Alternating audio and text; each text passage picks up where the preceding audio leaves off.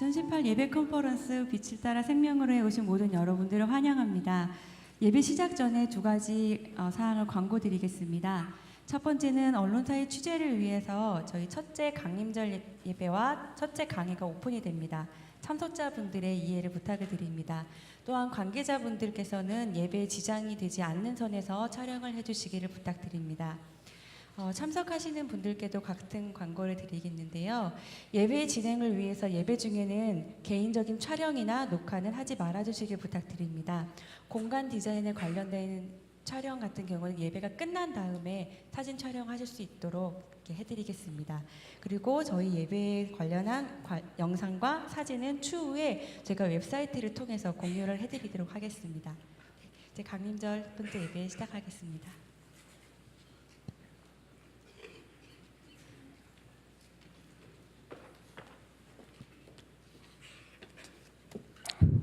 여러분 안녕하십니까?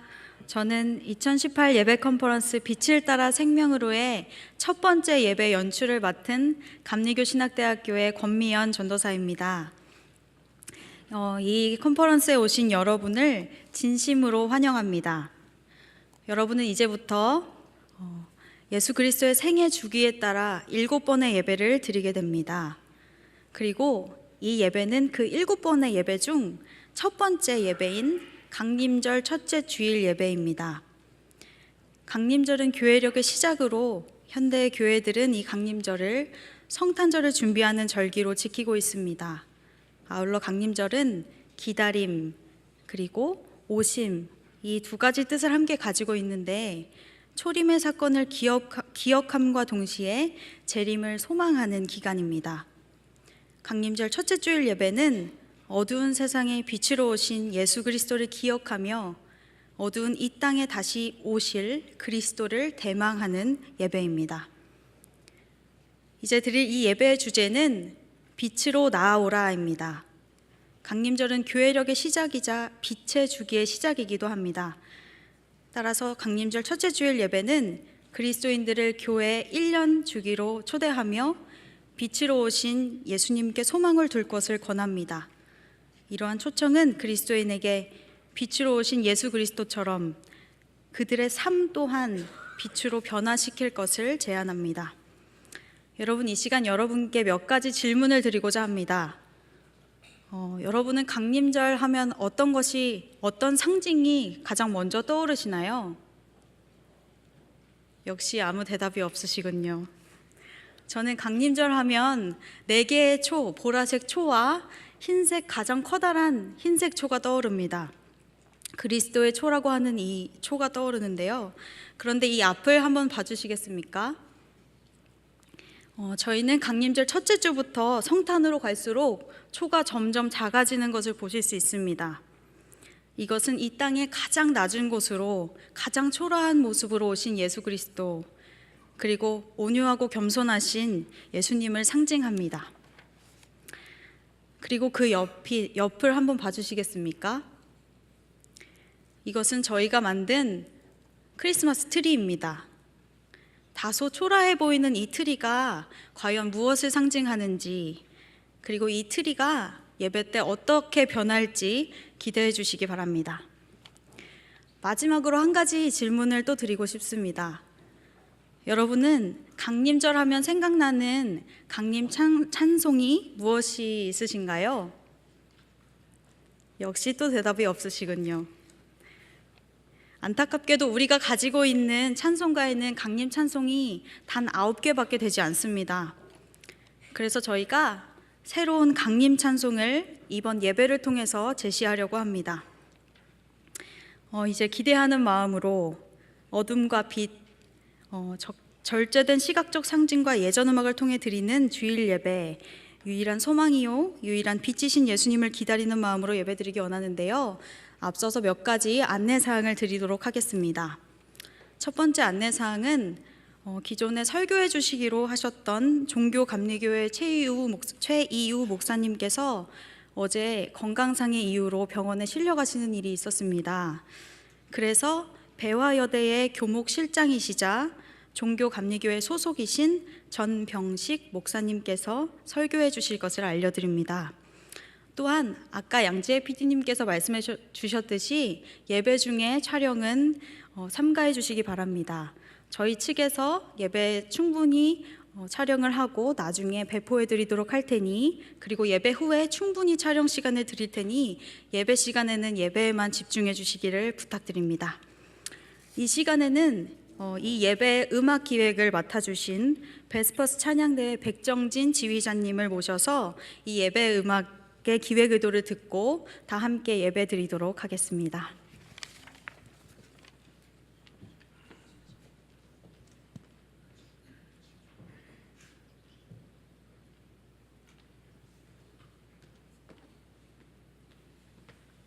안녕하세요. 반갑습니다. 베스퍼스 콰이어 지휘자 백정진이라고 합니다. 먼저 한 달 전쯤에 감신대 팀하고 이렇게 연락이 닿아서 이 자리에 저희가 오게 됐습니다. 늘 예배에서는 음악이라는 것이 시간적으로나 메시지적으로나 아니면 어떤 역할적으로나 굉장히 적지 않은 부분을 차지함에도 음악을 맡으신 분들과 어떤 예배의 다른 부분을 맡으신 분들이 만나거나 같이 상의하는 일이 사실 많지는 않았는데, 아는 것이 저희 현실인데 요번에 좀 그런 기회를 좀 가졌습니다. 그리고 이런 부분에 대해서 좀 관심을 갖고 있는 사람으로서 늘 목회자와 음악가들이 만나야 된다, 이야기는 해야 된다라고 저도 말은 하지만 막상 해보니까 약간의 긴장감과 함께 의견들이 서로 이렇게 조절돼야 되는 부분들이 있고요. 하지만 굉장히 즐거웠던, 또 필요했던, 되게 감사했던 시간이었습니다. 이제 뒷부분에 보시면 예배 음악에 대한 의도들이라든지 설명들이 있기 때문에 찬찬히 읽어보시면 많이 이해가 되실 거고요. 지금은 뭐랄까요, 아주 짧은 설명과 함께 실제적으로 좀 우리가 불러봐야 되는 부분들이 있어서 그 부분들을 좀 체크해 보겠습니다. 일단 제일 먼저 오르간 전주는 저희가 임례 찬송과 같은 튠을 오르간 전주로 골랐습니다. 사실 오르간 전주라는 것이 굉장히 부산한 시간 중에 그냥 음악이 나가기도 하고, 뭘 쳐야 되나 싶으면 그냥 아무 찬송가나 아니면 뭐 전혀 모르는 어떤 클래식 음악 같은 것들, 애매한 부분이 있는데요. 이왕이면 찬송가를 하더라도 절기를 맞추거나, 그러니까 메시지 하나가 나가게 되면은 회중들은 그냥 준비하는 것이 아니라 예배의 컨셉을 준비하게 됩니다. 모르는 곡이라 하더라도 제목이 들어가면 그걸로 유추를 할 수가 있습니다. 그래서 주보에 그 지면이 할애가 될 수만 있다면 훨씬 더, 또 이제 그것이 오르가니스트와 또 협의가 되어야 되겠죠. 준비하는 과정이 쉽지는 않은데 아주 작지만 디테일한 부분이지만 필요한 부분이라고 생각을 합니다. 임례 찬송은 저희가 이번 21세기 새 찬송가에 들어간 수록된 곡을 골랐습니다. 이제 좀 이 예배 역할이 이제 좀 새로운 것들을 소개하고 그러는 것도 함께 있어서요. 이 페이지에 보시면 곡이 있습니다. 저희가 한번 불러볼 텐데요. 1절만 두 번 불러보겠습니다. 첫 번째는 콰이어만 한번 부를 거고요. 두 번째 돌아왔을 때 1절을 다 함께 한번 불러보시겠습니다.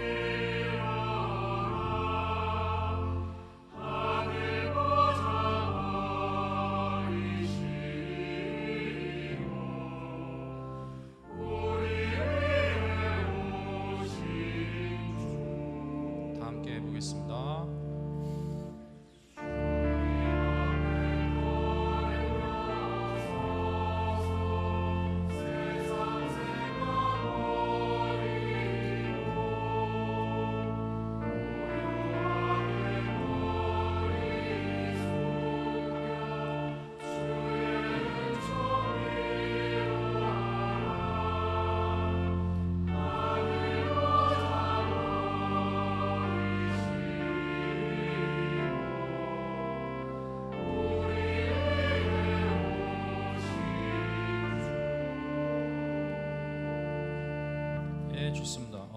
쓰여 있는 것처럼 2절은 여성, 3절은 남성, 1절과 4절은 다 같이 부르시면 되겠습니다. 또 이제 이런 여자가 부르고 남자가 부르고 이런 차이 외에도 오르간이 절마다 약간의 음색이라든지 화성의 변주가 좀 들어갈 겁니다. 그러니까 예배 음악 악기로서 적합한 것이 무엇일까라고 얘기를 했을 때 절대적인 것은 아닐 수도 있지만 굉장히 디테일한 부분에서 오르간이 예배를 좀 풍성하게 해줄 수 있는 부분들이 또 그것 중에 하나가 그런 부분이라고 또 생각을 합니다. 죄 고백 이후에 콰이어가 부르는 키리에는 보통 키리에 하면은 이제 가톨릭 미사에서 키리에 글로리아 상투스 뭐 이렇게 넘어가는 부분들 있지 않습니까? 그 키리에가 아니고 여기에 있는 키리에는 에드벤트 그 강림절의 리탄이라고 이제 연도를 할 때 굉장히 길게 노래를 하는 부분들이 있는데요. 그거를 마무리하는 제일 마지막 기도가 키리에로 곡이 나와 있는 것이 있었습니다. 다행히 미국의 워싱턴 내셔널 캐티드럴 디렉터인 맥카시라는 분이 쓴 곡이 있으셨는데 그 아주 짧은 그 키리에만 콰이어가 하겠습니다. 그 다음에 이제 4페이지에 있는 시편가를 좀 보실 텐데요. 이게 좀 저희한테 가장 오늘 챌린저블한 부분이 아닐까 싶습니다. 전형적인 앵글리칸 시편입니다. 그래서 몇 개의 코드가 이렇게 있습니다. 그래서 단순하게 나와 있긴 한데요. 문제는 뭐냐면 절은 밑에 있고 악보는 위에 있어서 굉장히 좀 바쁘실 겁니다. 그래서 또 이제 어디에 가사를 붙여야 될지가 좀 애매한 부분인데요. 이렇게 1, 2, 3, 4, 1, 2, 3, 4, 5, 6 1, 2, 3, 4, 1, 2, 3, 4, 5, 6 그래서 4개, 6개, 4개, 6개의 코드가 진행이 되는데요. 1이라는 코드는 굉장히 깁니다. 그 다음에 이제 줄이 있는 부분에서 넘어가게 됩니다. 일단 1절, 2절이 한 세트인데 그거를 콰이어가 한번 부를 테니까 어떻게 되는지 한번 일단 파악을 좀 해보시면 좋겠습니다.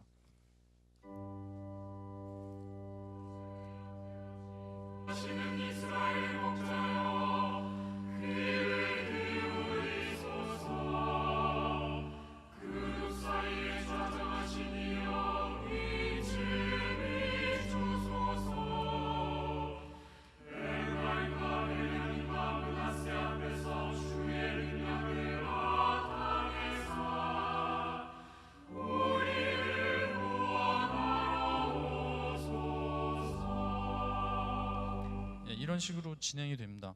근데 이것을 보시다시피 한 10개 절을 그대로 반복을 하는 게 어떨까라는 생각이 드실 수도 있는데요. 이제 저희가 하다 보면 중간에 내용에 따라서 성부를 줄이기도 하고 무반주로 이렇게 뭐랄까요? 오르간이 사라지기도 합니다. 내용에 따라서 시편의 그 기도가 찬양도 있고 탄식도 있고 참회도 있고 굉장히 다양하지 않습니까? 그런 것들을 사실 앵글리칸 찬트에서는 그런 걸 굉장히 다양하게 음색들을 바꿔가면서 표현을 하는데 저희가 약간 시도를 할 거고요.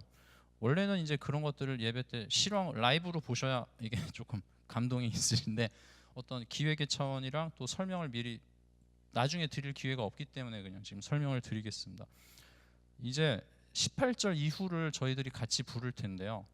한번 가보겠습니다. 18절 첫 줄이 제일 어렵습니다. 말이 길어서요. 그리하시면 우리가 주에게서 물러가지 아니하오리니 해서 한 4번 정도를 이렇게 펑츄에이션을 주시는 게 좋습니다. 한번 요것도 한번 콰이어가 해보겠습니다.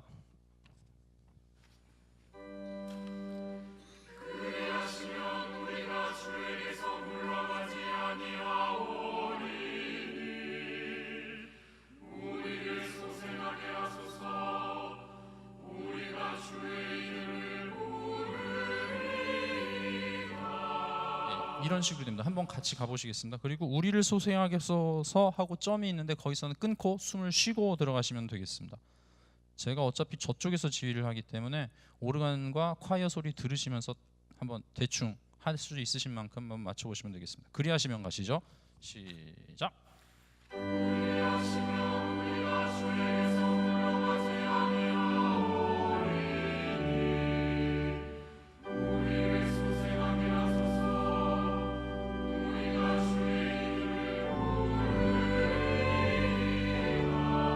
아주 좋습니다. 잠깐 끊고요. 19절 계속하실 텐데요. 만군의 하나님 여호와여도 끊으시면 되고요. 그 아래 주의 얼굴의 광채를 우리에게 비추소서 쉬고 우리가 구원을 들어가겠습니다. 19절 가시겠습니다. 만군의 하나님 시작.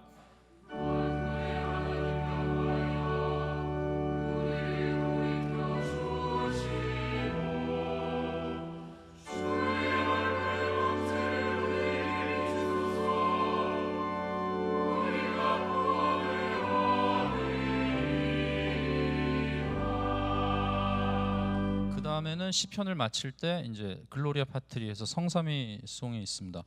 여기는 조금 리듬을 연습을 하셔야 될 게 영광을 성부와 성자께 이 정도 됩니다. 그렇지 않으면 영광을 성부와 성자께 빨리 달려가게 되거든요. 영광을 성부와 성자께 가겠습니다. 시작.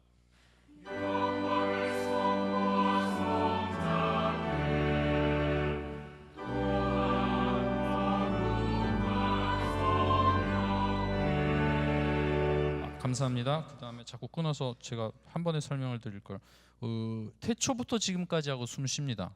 예, 이 부분은 이제 영어를 번역하다 보니까 그렇게 된 건데요. As it was in the beginning 하고 끊는 경우가 있어서 태초부터 지금까지 쉬고 또한 영원 무궁히 그 다음에 세세토록 쉬고 아멘 이렇게 갑니다. 하나만 더 설명드리면 너무 좀 설명이 많아서 그렇긴 한데 또한에서도 또한 거룩한 이렇게 됩니다. 또한 거룩 또한부터 한번 가보실까요? 두 번째 겹세로 줄입니다. 시작.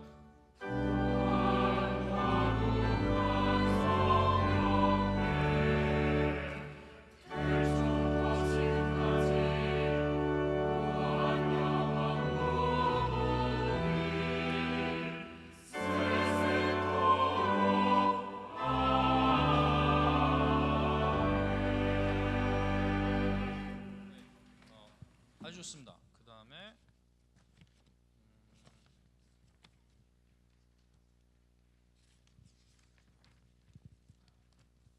말씀 응답송은 저희가 그 첫 번째 구약 말씀 같은 경우는 그 구약의 내용을 좀 반영하는 캐럴, 애드벤트 캐럴에서 하나 가져왔고요. 두 번째 그 말씀 응답송 같은 경우는 새 찬송가 133장에 들어간 하나님의 말씀으로라는 튠이 있는데요. 거기는 리듬이 없이 그냥 박자 없이 그냥 들어간 튠인데 여기는 3박자로 편곡된 곡이 있어서 저희가 넣었습니다. 찬송가에는 말씀드린 것처럼 주연절로 부분이 되어 있는데 일반적으로 강림절에 많이 부르는 찬송입니다. 봉헌 찬송이 아까 전도사님 말씀하신 것처럼 요번에 새로 소개가 되는 건데 한번 불러보겠습니다. 10페이지입니다. 이것도 아까랑 동일하게 1절 콰이어가 부르고 1절을 다 같이 다 함께 한번 불러보겠습니다.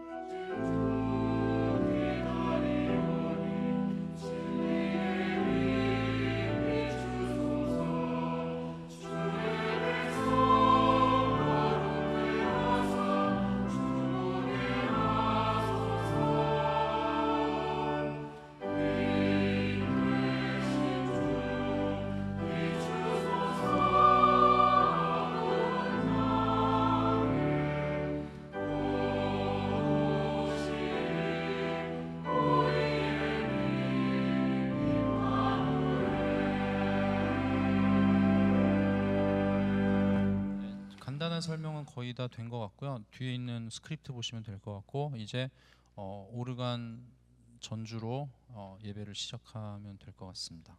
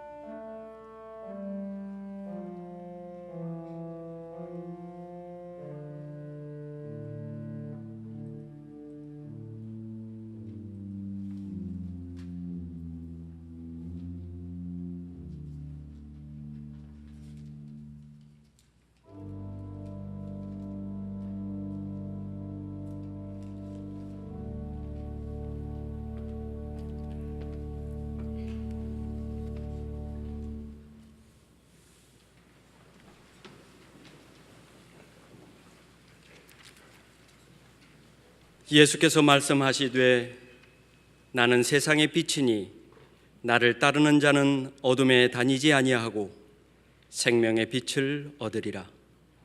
참 빛으로 오신 주님, 우리에게 거룩한 주님의 날을 허락하여 주사 하나님 앞에 불러주심을 감사합니다.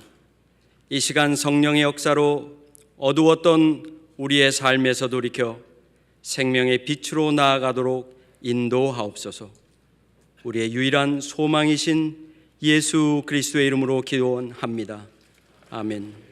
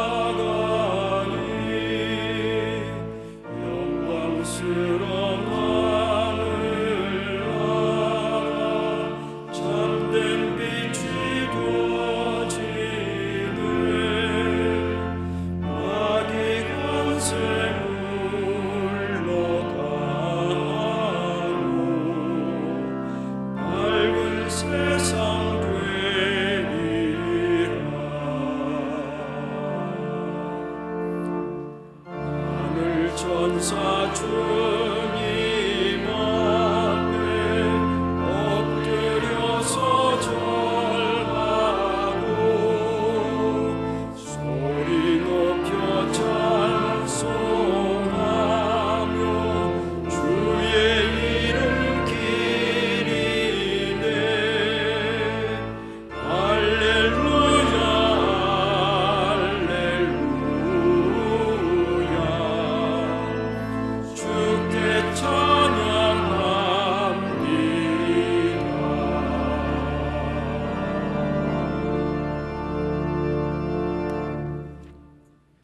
다 같이 우리의 죄를 고백합시다. 주님, 자비를 베푸소서. 우리는 화를 입었습니다.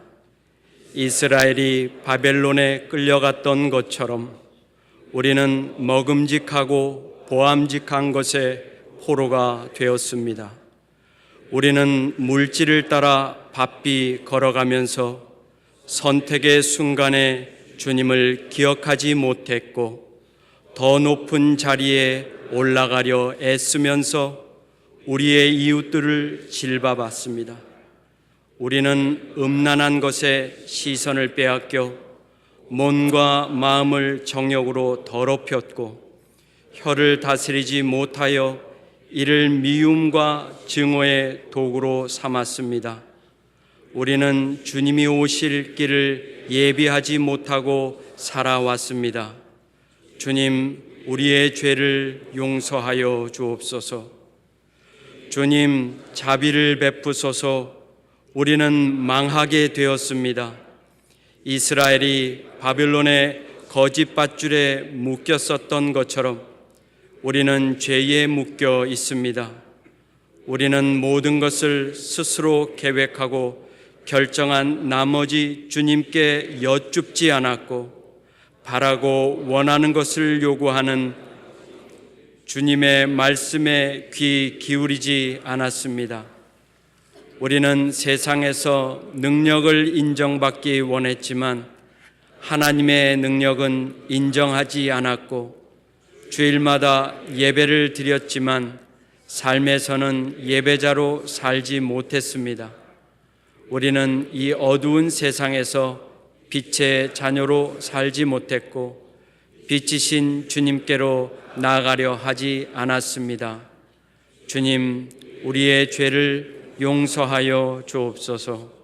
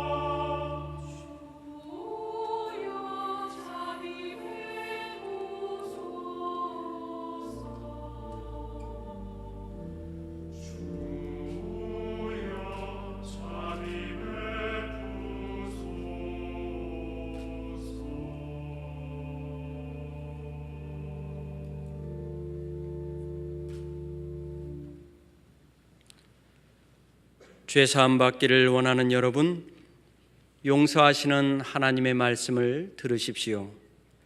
보라, 내가 새 하늘과 새 땅을 창조하나니 이전 것은 기억되거나 마음에 생각나지 아니할 것이라. 너희는 내가 창조하는 것으로 말미암아 영원히 기뻐하며 즐거워할지니라. 아멘. 요셉을 양떼같이 인도하시는 이스라엘의 목자여, 귀 기울이소서. 그룹 사이에 좌정하신 이여, 빛을 비추소서. 에브라임과 베냐민과 므낫세 앞에서 주의 능력을 나타내사 우리를 구원하러 오소서. 하나님이여, 우리를 돌이키시고 주의 얼굴 빛을 비추사 우리가 구원을 얻게 하소서. 만군의 하나님 여호와여, 주의 백성의 기도에 대하여 어느 때까지 노하시리까. 주께서 그들에게 눈물의 양식을 먹이시며 많은 눈물을 마시게 하셨나이다. 우리를 우리 이웃에 대하여 다투고자 하시니 우리 원수들이 서로 미운나이다.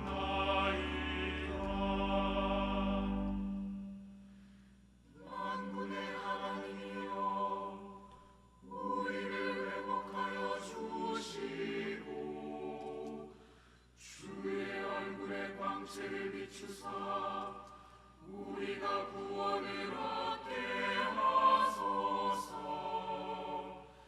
주의 오른쪽에 있는 자, 곧 주를 위하여 힘있게 하신 자에게 주의 손을 얹으소서.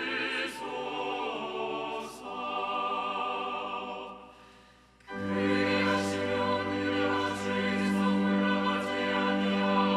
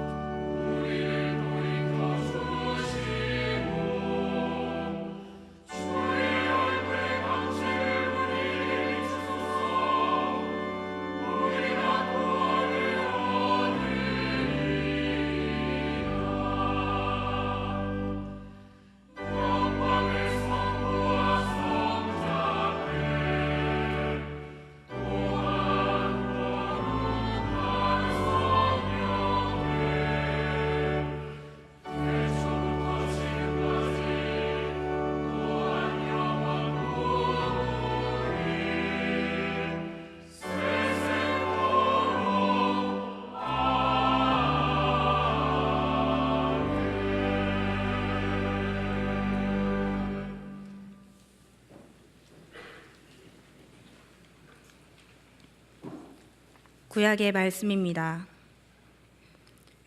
여호와의 말씀이니라. 보라, 내가 이스라엘 집과 유다 집에 대하여 일러준 선한 말을 성취할 날이 이르리라. 그날 그때에 내가 다윗에게서 한 공의로운 가지가 나게 하리니 그가 이 땅에 정의와 공의를 실행할 것이라. 그날에 유다가 구원을 받겠고 예루살렘이 안전히 살 것이며 이 성은 여호와는 우리의 의라는 이름을 얻으리라. 이는 살아계신 하나님의 말씀입니다.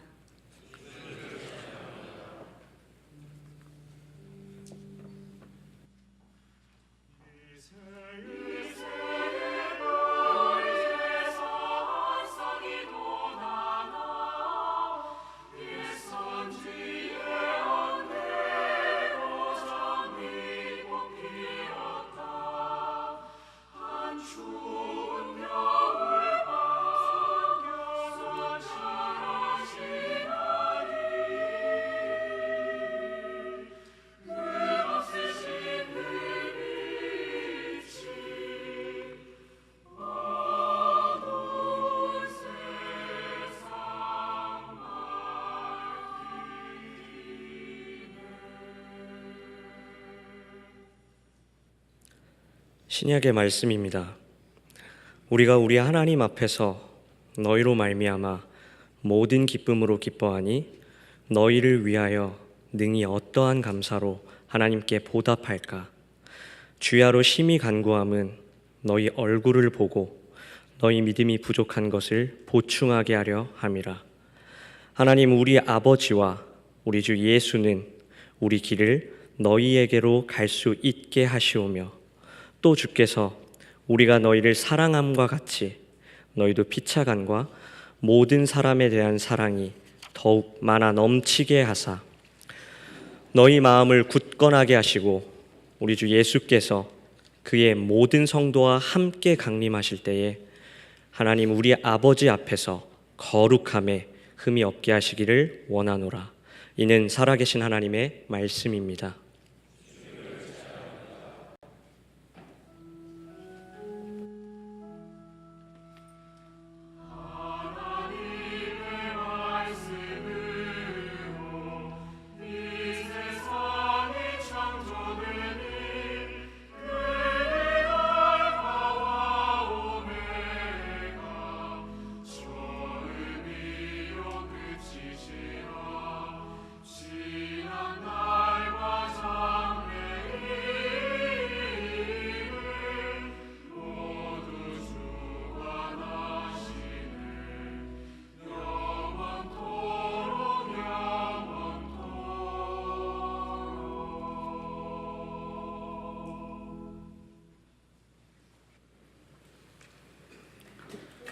복음서의 말씀입니다.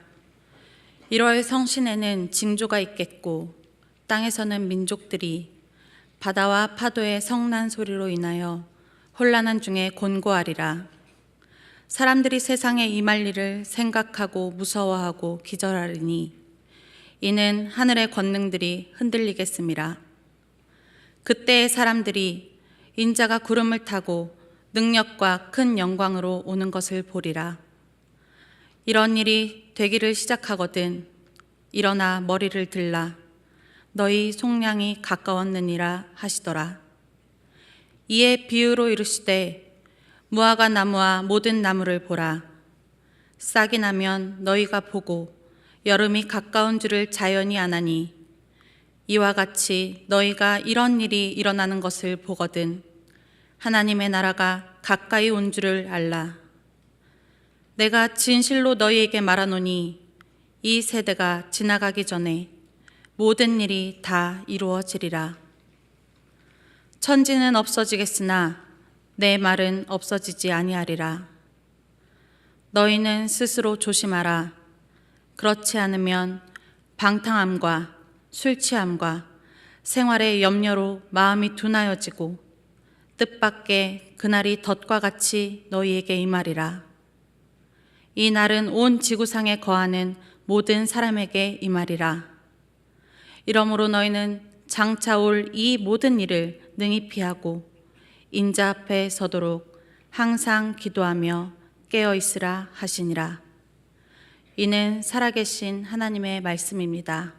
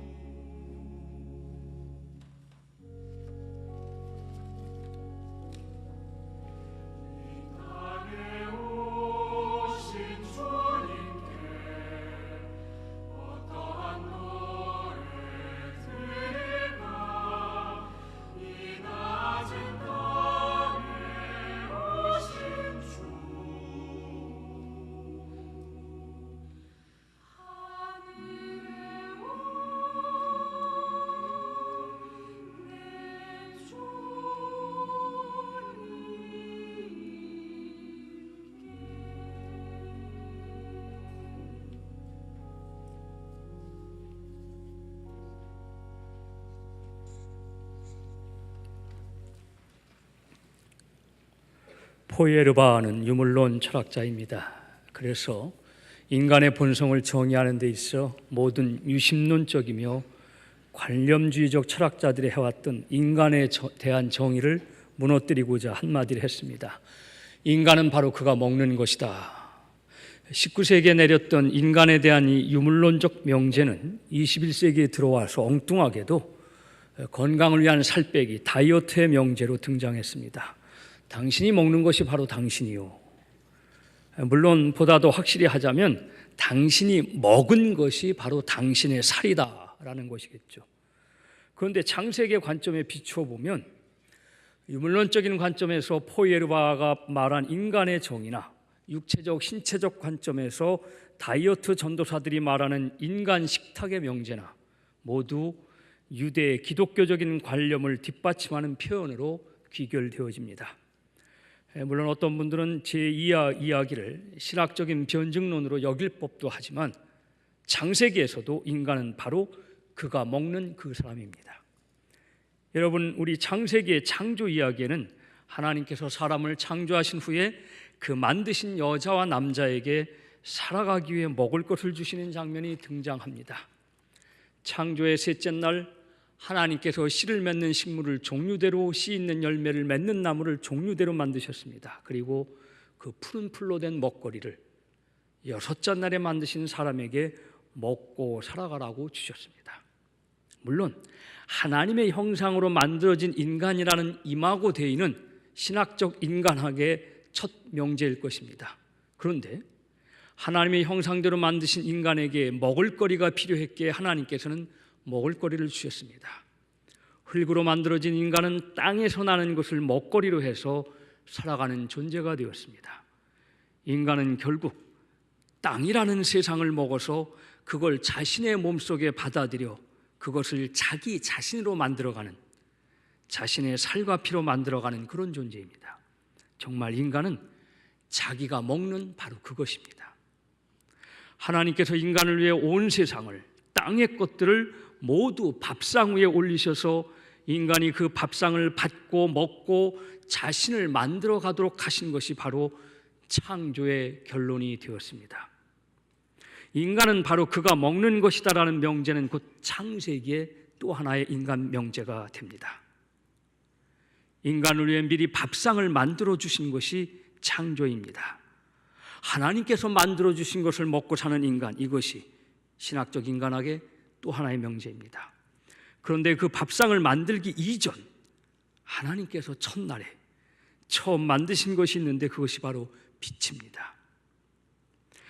역시 하나님께서 만들어 놓으시고 보시기에 좋았던 그 빛은 낮이 되었고 어둠은 밤이 되었습니다.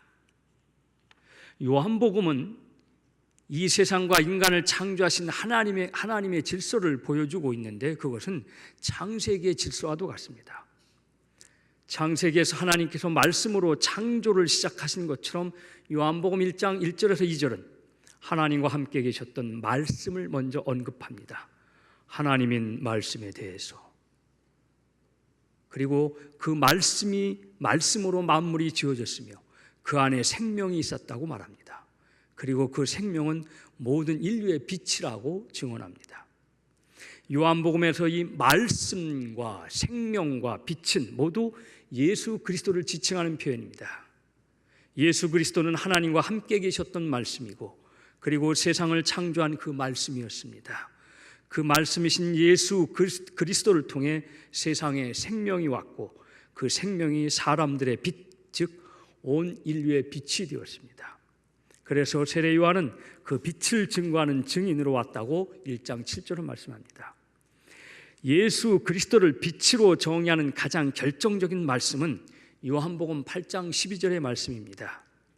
예수께서 또 말씀하여 이르시되 나는 세상의 빛이니 나를 따르는 자는 어둠에 다니지 아니하고 생명의 빛을 얻으리라. 빛이신 그리스도께로 나아갈 때 우리는 말씀에 다가가고 생명을 얻게 됩니다. 그런데 저는 이 빛에 대한 창세기의 말씀과 요한복음의 말씀에 하나의 분명한 차이가 있음을 보게 됩니다. 창세기에서는 분명히 생명의 창조, 인간의 창조가 있기 이전에 빛이 먼저 생겨났다고 증언하는데 요한은 하나님과 함께 말씀이 되신 예수 그리스도 안에 생명이 있었고 그 생명은 사람들의 빛이라고 증언하고 있습니다. 요한복음은 예수 그리스도를 생명을 가진 생명, 생명을 품은 생명, 그리고 생명을 주는 생명, 즉 생명의 근원으로 표현하면서 결국 그 생명이 사람들에게 비추이는 빛이라고 말씀하고 있습니다. 예수 그리스도를 보다 더 치밀하게 알려주고자 했던 요한은 창세기의 생명 이전의 빛과 이미 생명을 품은 말씀으로서의 예수 그리스도를 일치시킴으로써 성육신을 설명하는 근거를 만들어 놓았던 것입니다.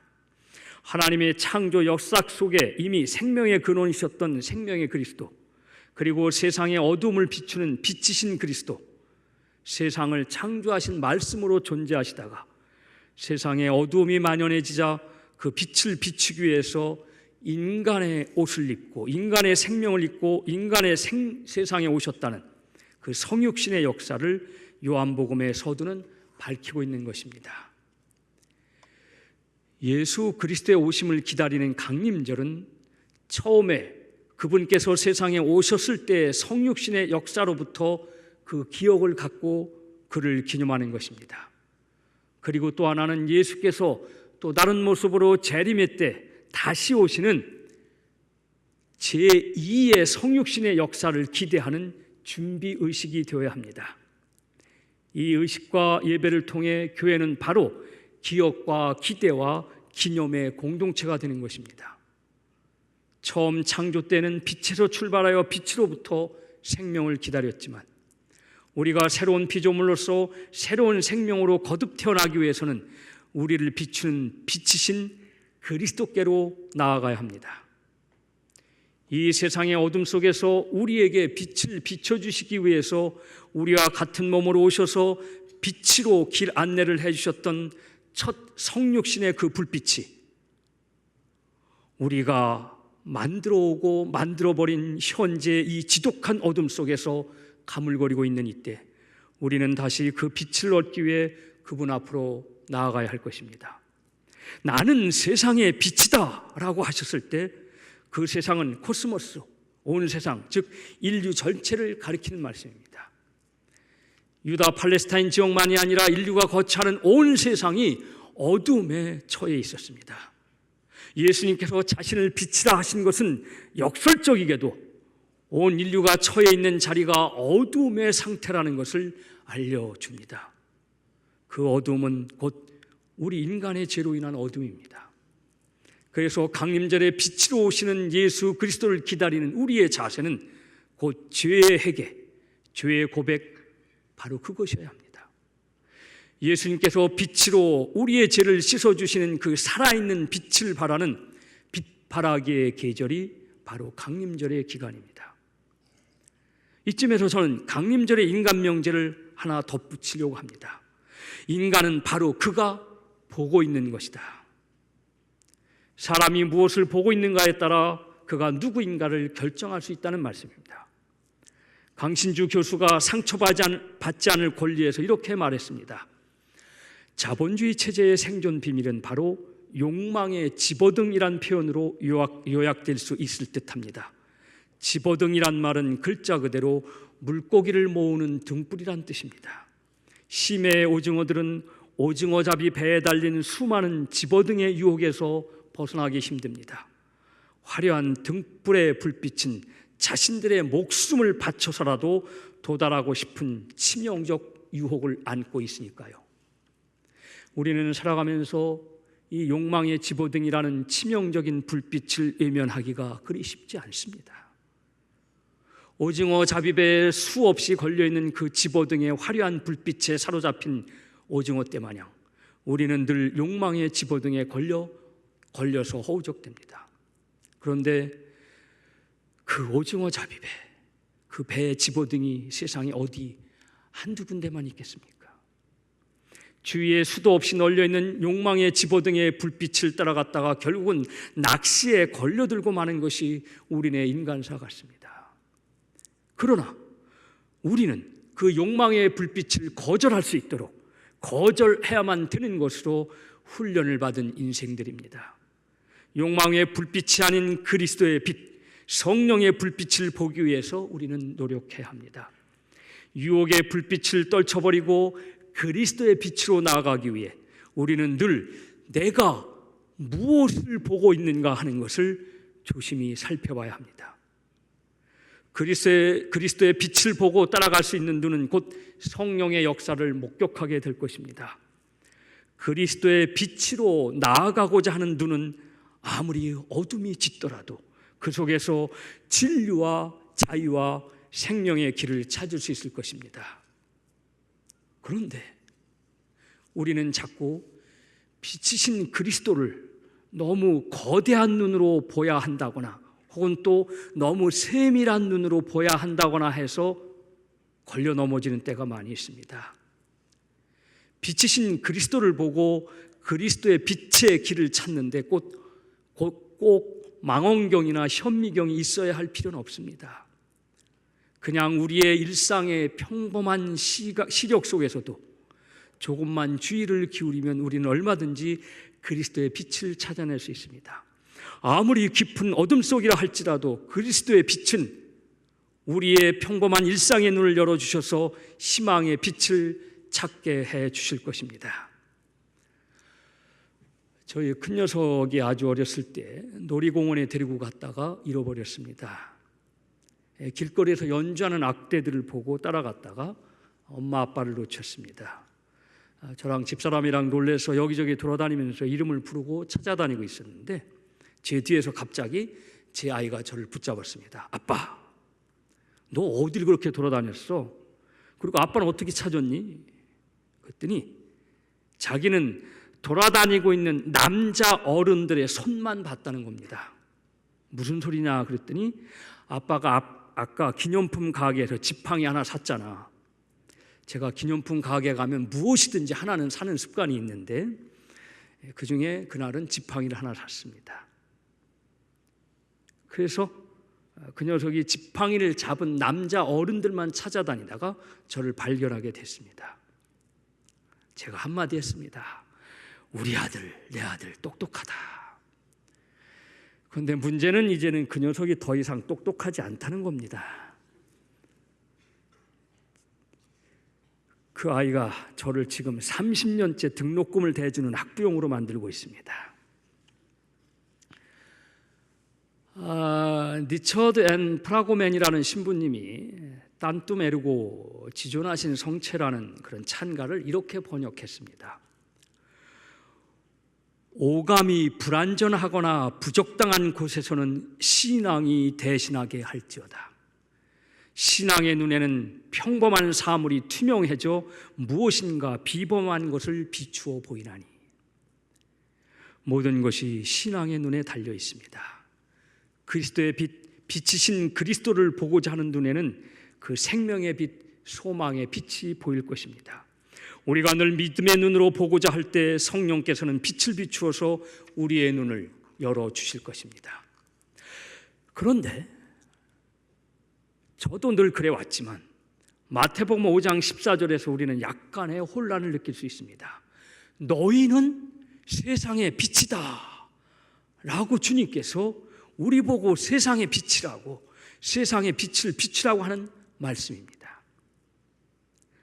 이 말씀을 우리가 예수님과 같은 빛이라는 말씀으로 동격이라고 오해하실 분은 없으리라 생각합니다만 그러나 저는 가끔 오해했습니다.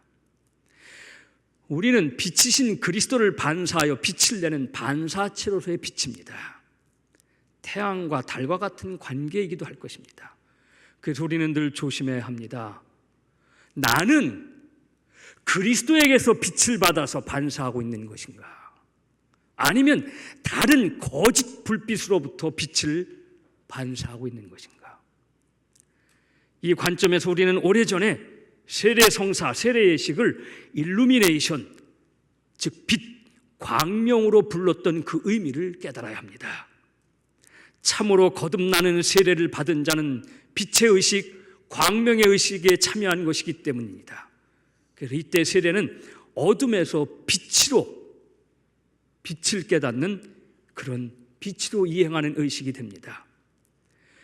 그래서 제가 아까 엉뚱하게도 이상하게 만들어 버린 조어, 이상한 용어 제2의 성육신은 이렇게 이해되어야 합니다. 이제 우리가 빛으로 나아가는 거듭남의 세례를 받은 후에는 우리가 다른 사람들에게 그리스도의 반사체로서의 빛이 되어주는 것, 이웃의 고통과 아픔의 소망과 기적의 빛이 되어주는 것, 그래서 그들에게 기회를 주고 기대를 심어주는 것, 그것이 우리가 그리스도를 대신해서 우리가 이제 하는 제2의 성육신, 작은 성육신을 이루게 되는 것입니다. 제2의 성육신은 그리스도의 반사체인 우리가 그리스도를 따라 세상에 빛이 되어 세상을 비추는 등불로 타는 것입니다. 그것이 그리스도를 기다리는 우리의 의식이자 우리를 태워버리는 희생이 됩니다. 창세기의 신앙에서 우리는 하나님께서 주신 음식을 우리가 먹는 것, 그것이 바로 하나님과의 교통이라고 만든다고 한다면, 요한의 관점에서는 빛이신 그리스도께서 보여주시는 빛을 보고 그 빛으로 나아가서 그 빛을 얻어 우리가 빛이 되어 세상의 어둠을 비추는 것, 우리가 작은 빛으로 제2의 성육신을 이루어서 세상의 어둠을 비추어내고 그 세상과 함께하는 것, 그것이 바로 그리스도와의 교통이자 강림절에 그리스도를 만나는 빛이 길이 된다라고 요한은 말씀하고 있는 것입니다. 그래서 강림절의 교회는 빛이신 그리스도를 기다리는 기다림 속에서 우리도 빛이 되어 어둠의 세상을 비칠 수 있으리라는 그런 기대의 공동체가 되는 것입니다. 기도하시겠습니다.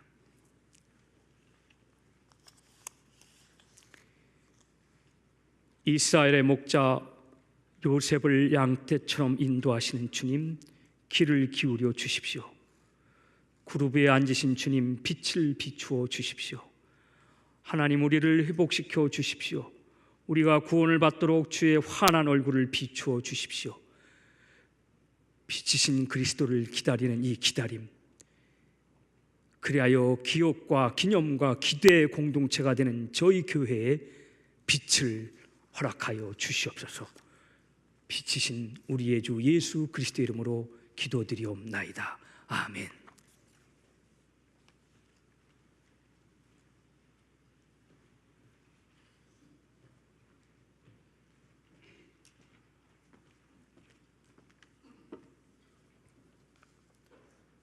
다 같이 사도신경으로 신앙 고백합니다. 전능하사 천지를 만드신 하나님 아버지를 내가 믿사오며 그 외아들 우리 주 예수 그리스도를 믿사오니 이는 성령으로 잉태하사 동정녀 마리아에게 나시고 본디오 빌라도에게 고난을 받으사 십자가에 못 박혀 죽으시고 장사한 지 사흘 만에 죽은 자 가운데서 다시 살아나시며 하늘에 오르사 전능하신 하나님 우편에 앉아 계시다가 저리로서 산 자와 죽은 자를 심판하러 오시리라. 성령을 믿사오며 거룩한 공회와 성도가 서로 교통하는 것과 죄를 사하여 주시는 것과 몸이 다시 사는 것과 영원히 사는 것을 믿사옵나이다. 아멘. 우리 자신을 위하여 기도합시다.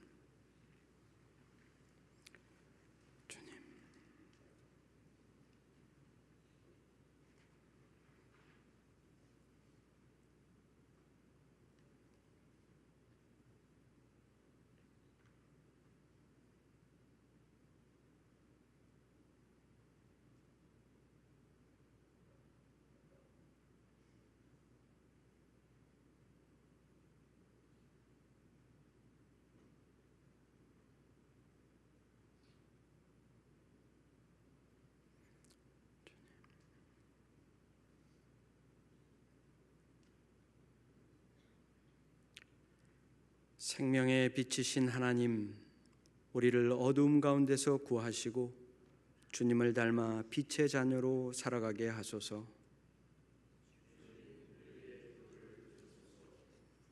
교회를 위하여 기도합시다.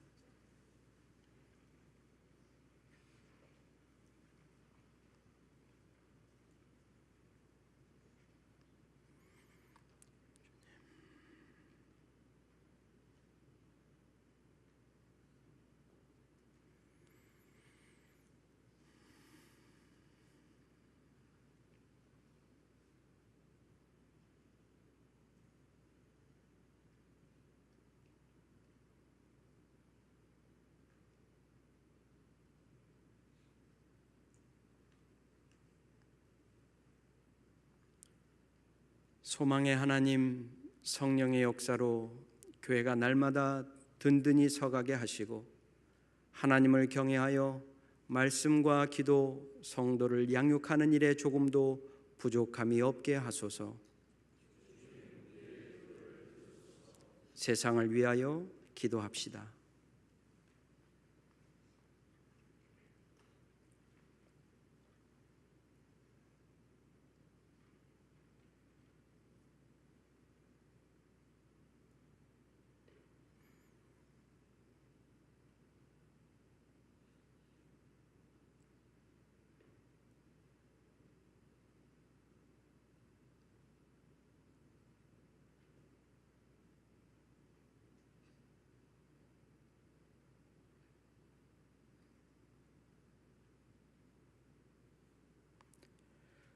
긍휼이 풍성하신 하나님, 전쟁과 폭력, 가난과 기근으로 인한 아픔과 상실로 애통하는 자들을 위로해 주시고 평화의 나라로 인도하소서. 이 시간 개인적인 기도 제목뿐만 아니라 다른 이들을 위한 중보 혹은 앞선 기도 제목들을 가지고 다시 한번 기도합시다. 각자의 마음으로 혹은 자기 자신만 알아들을 수 있는 작은 소리를 내어 함께 기도하겠습니다. 주님, 나를 도우시고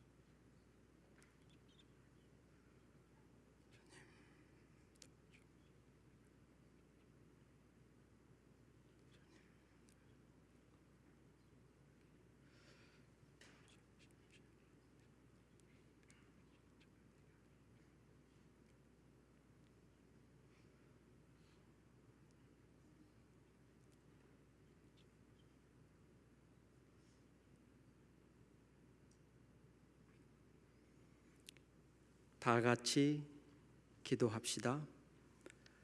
하나님 아버지, 우리를 주님의 자녀 삼아 주셔서 하나님을 아버지라 부를 수 있게 하신 은혜에 감사합니다. 주님의 신실하신 뜻과 계획 가운데 우리 모두를 이 땅에 불러주셨음을 믿습니다. 그러하기에 우리는 모든 상황 속에서 오직 주님께만 소망을 두기로 결심합니다. 우리로 하여금 어둠과 절망 가운데서도 빛을 잃지 않게 하시고 가장 낮고 천한 곳으로 오신 예수님을 닮아 온유하고 겸손하게 하옵소서.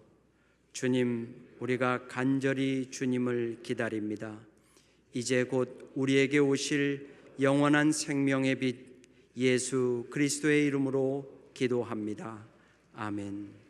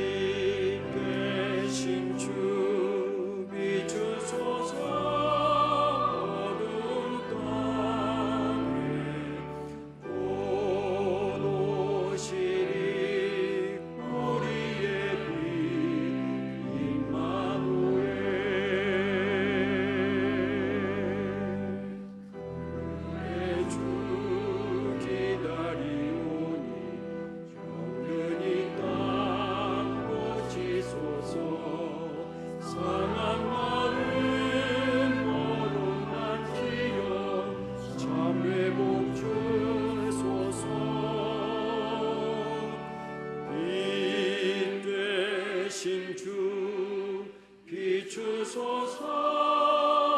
어두운 땅에 곧 오시리 우리의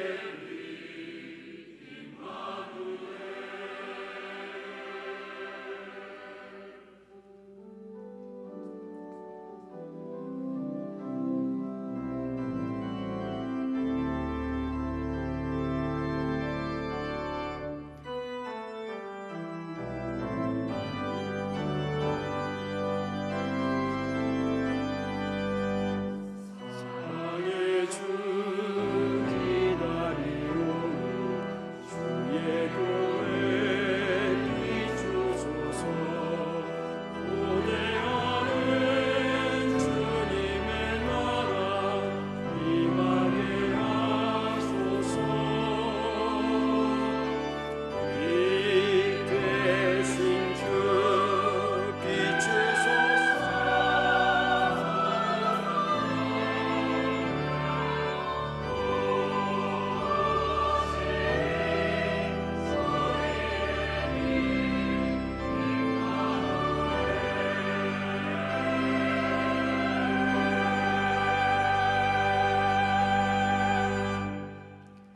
임마누엘, 우리의 참 소망, 영원한 생명의 빛 되신 예수님이 곧 오십니다. 이를 믿고 고백하는 주의 분들과 함께 이렇게 평화의 인사를 나눕시다. 빛 되신 주님이 오십니다. 빛 되신 주님이 오십니다. 빛 되신 주님이 오십니다.